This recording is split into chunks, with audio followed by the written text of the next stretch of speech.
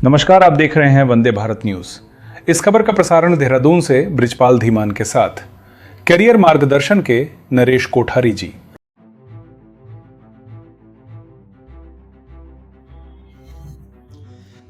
नमस्कार, आप देख रहे हैं हमारे साथ वंदे भारत और आज हम आपको देहरादून से वंदे भारत टीवी के लिए हमारे साथ मौजूद हैं ब्रिजपाल धीमान जी, जो कि देहरादून से सटीक जानकारी देंगे और आज इसी संबंध में हम उनसे बातचीत करने वाले हैं।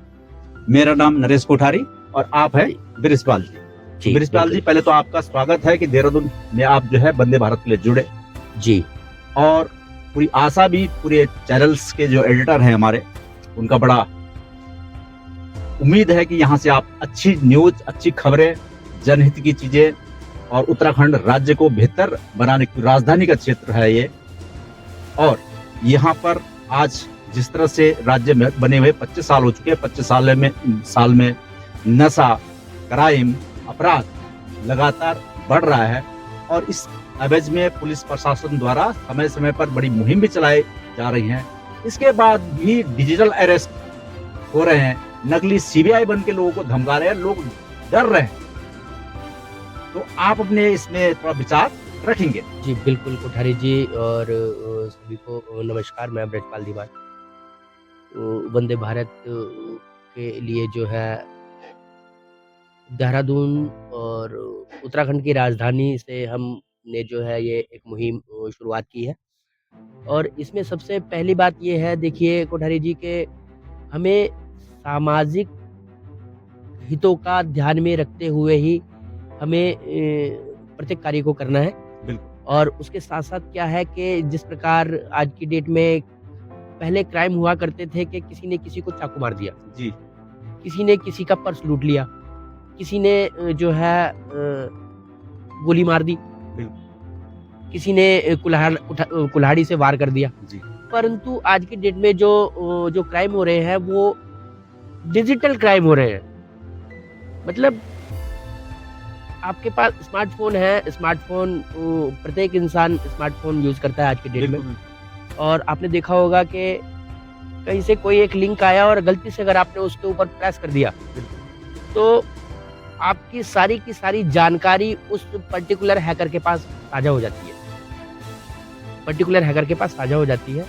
तो उसको हम बोलते हैं कि जो है फलाना बंदा डिजिटल अरेस्ट हो गया। उसके बारे में बहुत सारे केसेस भी हैं, उन पे काम भी कर रहे हैं। और सबसे बड़ी बात ये है कि पहले जो है हमने देखा होगा कि पहले साइबर क्राइम का थाना नहीं हुआ करता था, समझे आप?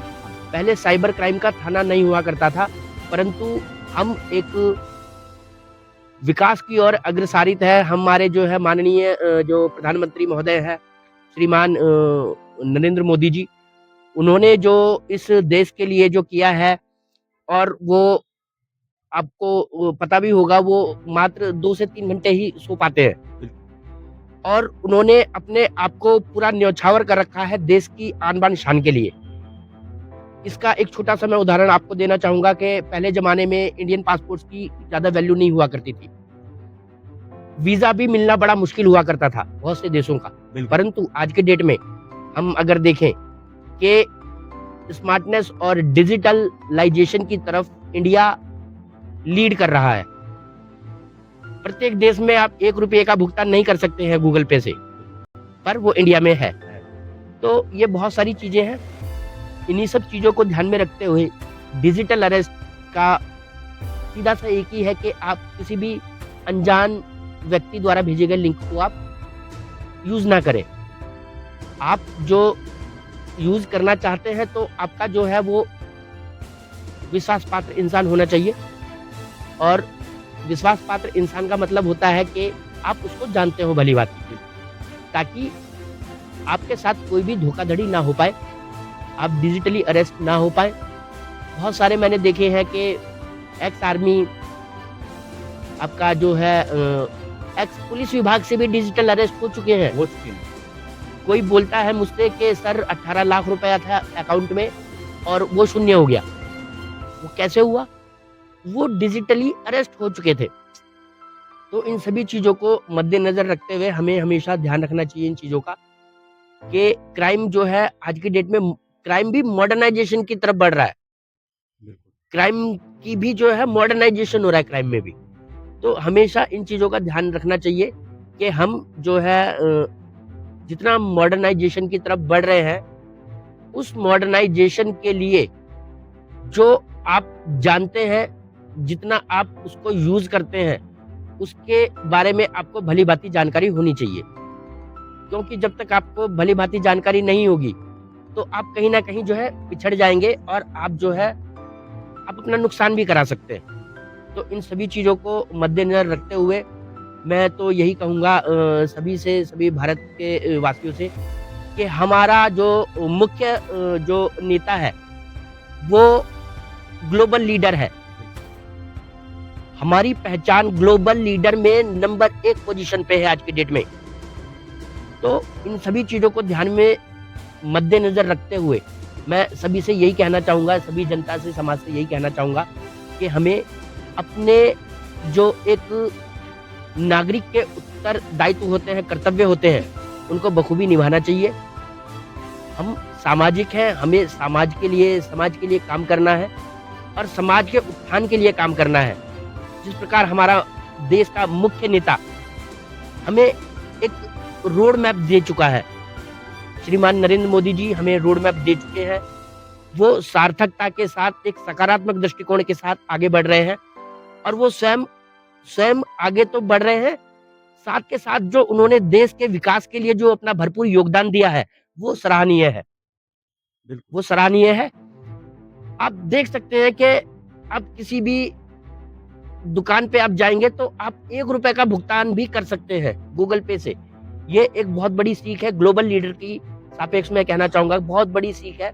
बहुत सारे देशों का मैंने विज़िट किया है, भ्रमण किया है, परंतु वहाँ पे भी जो है आप ₹1 का भुगतान नहीं कर पाते। ऑनलाइन वहाँ फैसिलिटी नहीं है। तो ये बहुत सारी चीज़ें हैं और इसमें हम और भी जो है आगे बहुत अच्छे-अच्छे जो है हम कार्यान्वित करेंगे कार्यक्रम को और हमें समाज को एक उन्नति और एक विकास की पराकाष्ठा को पार करना है। अब विकास की पराकाष्ठा वो स्वयं विकास बताता है। आज की डेट में हम देखते हैं कि हर जगह जो है ग्लोबलाइजेशन के साथ-साथ डेवलपमेंट हो रहा है। वो डेवलपमेंट क्यों हो रहा है? वो डेवलपमेंट इसलिए हो रहा है कि जो हमारे जो प्रशासन है, जो शासन है, वो वास्तविकता में विकास की ओर अग्रसारित है। तो मैं इतना ही कहना चाहूँगा और आप बाकी जो है आपका बहुत-बहुत धन्यवाद। सभी को जय सीताराम।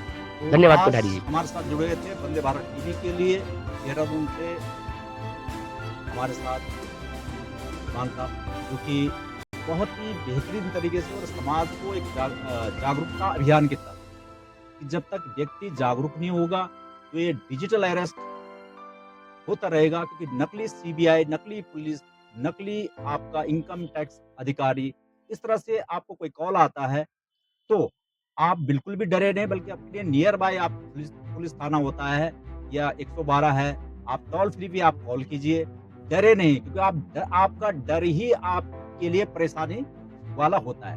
कभी भी इनकम टैक्स विभाग से आपको कॉल नहीं आ सकती है, वही पुलिस अधिकारी या सीबीआई अधिकारी या विजिलेंस, इस तरह की कोई अधिकारी आप कॉल नहीं कर सकते हैं, करते ही नहीं है, इतना समय नहीं है उनके पास। अगर आपका इनकम अगर 2 नंबर में भी आपका अगर बैंक में पैसा है तो फिर भी आपको इनकम टैक्स वाले कोई फोन नहीं करेगा, इसलिए डरे बिल्कुल भी नहीं।